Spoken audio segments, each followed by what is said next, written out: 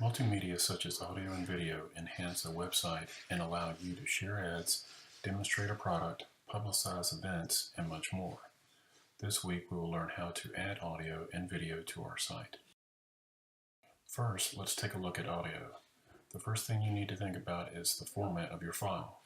Not all types of audio files will play on all types of browsers.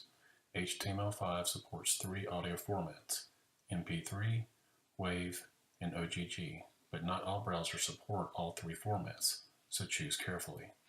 WAV files are uncompressed, which means that they have the highest quality but also take up the highest amount of space. Remember that the file size affects load time too. Quality is usually less of an issue than file size, so MP3 and OGG are more popular. MP3 is by far the most used, but despite its popularity, is a patented format and has the potential to cause you problems if your file is expected to play a lot. For this reason, many developers are starting to use OGG files, which are open source. There are many free converters available online if you want to switch from one to another. FYI, the information in the table here came from caniuse.com, which is something I recommend bookmarking. It is a great reference tool for web developers which show which browsers are compatible with file types, elements, and many other features you may want to use on a site. To add the audio, you start with audio tags. Notice that the opening tag has controls in it. This gives your users the controls to start, stop, pause, etc. If for some reason you do not want your users to have the controls, you can leave it out. Between the opening and closing tags, you need a source element. This contains the source attribute. It can be easy to confuse those two. The source element is spelled out, and the source attribute is abbreviated. We use this attribute just like an image file with the file name in quotes.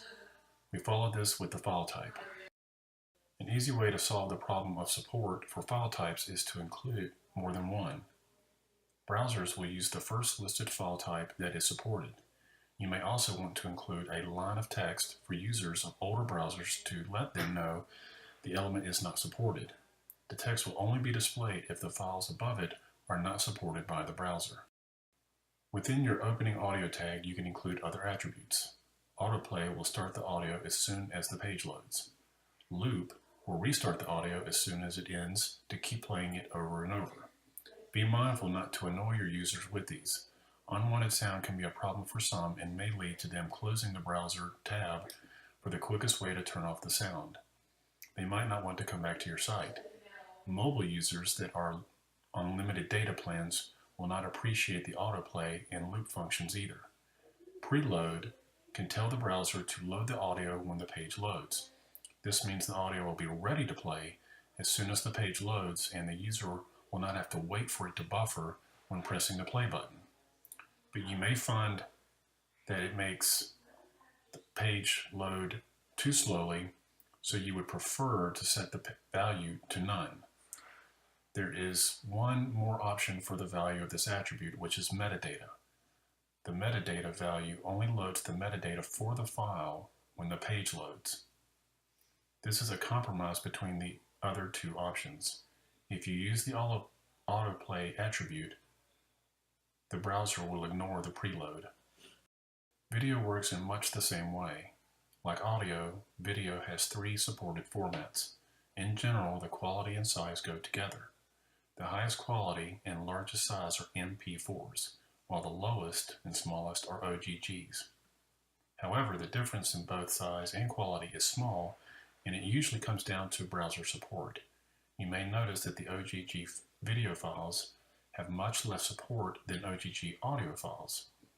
WebM files are also open source and are considered by most developers to be comparable, but a much better choice because WebM is most likely to win out in terms of browser support. The markup looks very similar to audio markup. Just like in audio, it is a good idea to use more than one file type to ensure the highest level of browser support. One thing you should always include are the size attributes of height and width. These work the same way as they do on images and specify the size of your video. You can also include autoplay, loop, and preload like you did in audio. There are some additional attributes you can use on video. Muted sets the default for the audio portion to mute. The user can unmute if they choose. This is a good option if you use autoplay. Poster can be used to display an image while the video is loading. Now that you have learned to add audio and video to your site, you have mastered all the basics needed to make a good site. Hopefully you have been working on your final projects throughout the class and will be ready to submit a well-designed and fully functional site next week.